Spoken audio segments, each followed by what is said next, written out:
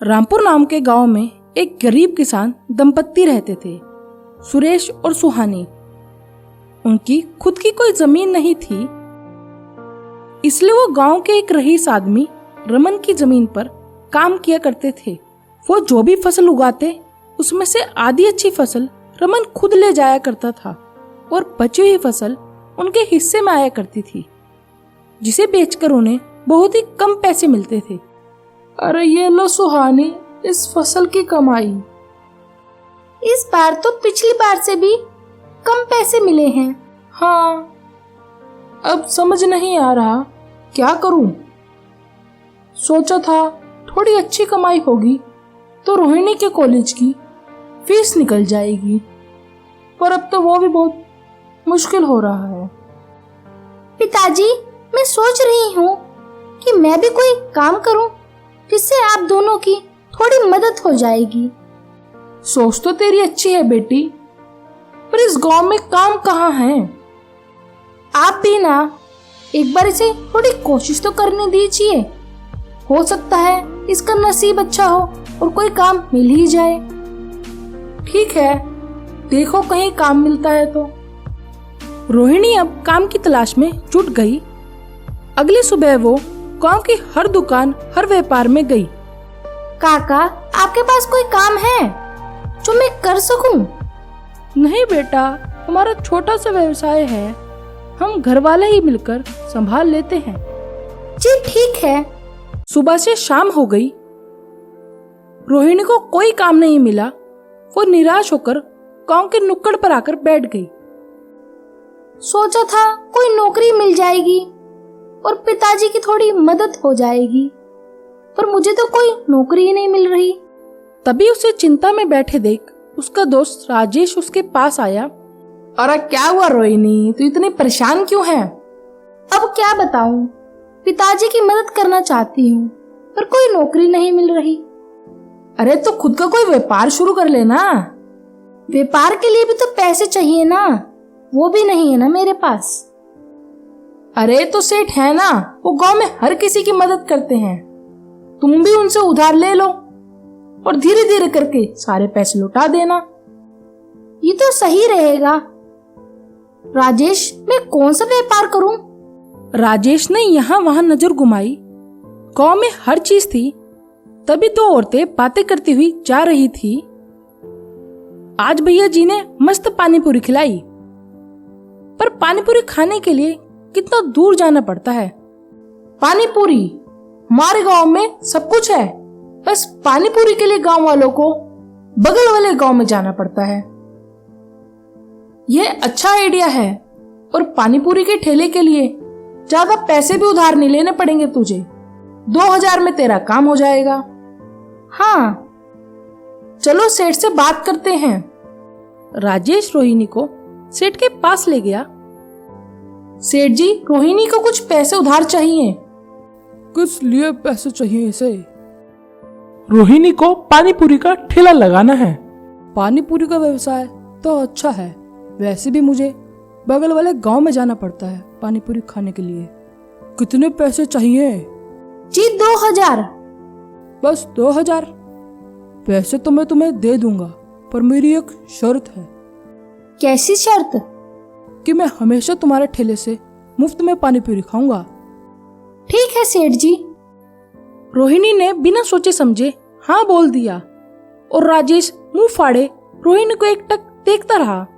सेठ ने रोहिणी को पैसे दिए और वो दोनों वहां से चले गए। तूने उनकी शर्त स्वीकार क्यों की?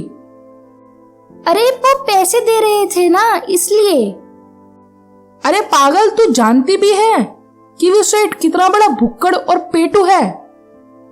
गांव के हर खाने के ठेले वाले को उसने उधार दिया है, और अब तक हर कोई उसे मुफ्त में ही खिला रहा है, और वो भुक्कड़ भी एक के बाद एक खाता ही जाता है। अरे बाप रे, अब मैं क्या करूं? जो होगा देखते हैं, तू कम से कम अपना काम तो शुरू कर। अगले ही दिन रोहिणी ने गांव में पानी पूरी का ठेला खोला। बच्चे, बूढ़े, जवान, हर कोई रोहिणी के ठेले पर पानी पूरी खाने आने लगे। पहले ही दिन रोहिणी की कमाई शुरू हो गई। और वह बहुत खुश थी। पर उसकी खुशी को आग लगाने सेठ वहां आ गया। अरे रोहिणी, एक प्लेट पानी पूरी तो खिला, जरा तीखा सा बनाना। हाँ जी, अभी बनाती हूँ। रोहिणी ने सेठ को एक प्लेट पानी पूरी दे दी और सेठ ने वो धड़ाधड़ खा ली। सेठ ने एक प्लेट और पानी पूरी मांगी। रोहिणी ने एक और प्लेट दे दी, फिर तीसरी प्लेट और फिर चौथी। ऐसे करते करते सेठ 5 प्लेट पानी पूरी खा गया और बिना 1 रुपया दिए वहां से चला गया। रोहिणी को अब समझ आया कि राजेश क्या बोलना चाहता था। फिर ये सिलसिला रोज का हो गया। सेठ रोज 5 प्लेट मुफ्त की पानी पूरी खाकर जाया करता था। रोहिणी का मुनाफा कम हो रहा था। वो परेशान थी। एक दिन इसी चिंता में वो काम कर रही थी कि तभी एक साधु वहां आए। बेटी, बहुत भूख लगी है, क्या तुम हमें कुछ खिला सकती हो? मेरे पास तो बस पानी पूरी है, आप यही खा लीजिए। रोहिणी ने उन साधु को एक प्लेट पानी पूरी खिलाई और उस साधु का पेट भर गया। तुम्हारा कल्याण हो। बेटी, तुम इतनी क्यों दुखी हो? मैं तुम्हारे दुख का कारण जान सकता हूँ। रोहिणी ने सेठ की मुफ्तखोरी के बारे में बताया। मैं तुम्हारी मदद कर सकता हूँ, मुझे एक साफ प्लेट दो। रोहिणी ने उस साधु को एक प्लेट दी और साधु ने कुछ मंत्र पढ़े और फिर वह प्लेट रोहिणी को लौटा दी। अब ये जादुई प्लेट है, इसमें तुम जो भी रखोगी वो एक के बाद एक आता ही चला जाएगा। पर ध्यान रहे, इसका एक ही बार उपयोग होगा। समझदारी से इस्तेमाल करना। तुम्हारा कल्याण हो। साधु रोहिणी को आशीर्वाद देकर वहां से चले गए और कुछ देर बाद वहां सेठ आया। रोहिणी बेटी, एक प्लेट पानी पूरी दे दो। सेठ जी, मेरे पास आपके लिए एक चुनौती है। मैं आपको एक प्लेट पानी पूरी दूंगी, आपको मुझे प्लेट खाली कर कर देनी है। अगर आप मेरी चुनौती में जीत गए तो मैं जिंदगी भर आपको और आपके परिवार को मुफ्त में पानी पूरी खिलाऊंगी और साथ में कर्ज के दुगने पैसे आपको लौटाऊंगी। अरे वाह! पर अगर आप मेरी चुनौती में हार गए तो आप गांव के किसी भी ठेले वाले पर कभी भी मुफ्त में खाना नहीं खाएंगे। क्या आपको यह मंजूर है? ठीक है, मुझे मंजूर है। वैसे भी एक प्लेट में ज्यादा से ज्यादा 10 पानी पूरी तो होंगी, मेरा तो दुगना मुनाफा है। गांव वाले आसपास इकट्ठे हो गए और रोहिणी ने सेठ के लिए पानी पूरी बनाई और उसे उस जादुई प्लेट में दे दी। सेठ एक के बाद एक पानी पूरी खाता जा रहा था। सेठ ने धड़ाधड़ 20-30 पानी पूरी खा ली, पर फिर भी पूरी प्लेट भरी हुई थी। अरे यह क्या माया है, ये प्लेट खाली क्यों नहीं हो रही? यही तो चुनौती है। सेठ ने और 20-30 पानी पूरी खा ली और अब उसकी हालत खस्ता हो गई थी। अरे बस, अब नहीं हो रहा और नहीं खा पाऊंगा, बिल्कुल नहीं, मैं हार गया। तो अब से आप मुफ्त में खाना नहीं खाएंगे? हाँ, नहीं खाऊंगा। सेठ अपना मोटा पेट पकड़कर अपने घर की ओर दौड़ गया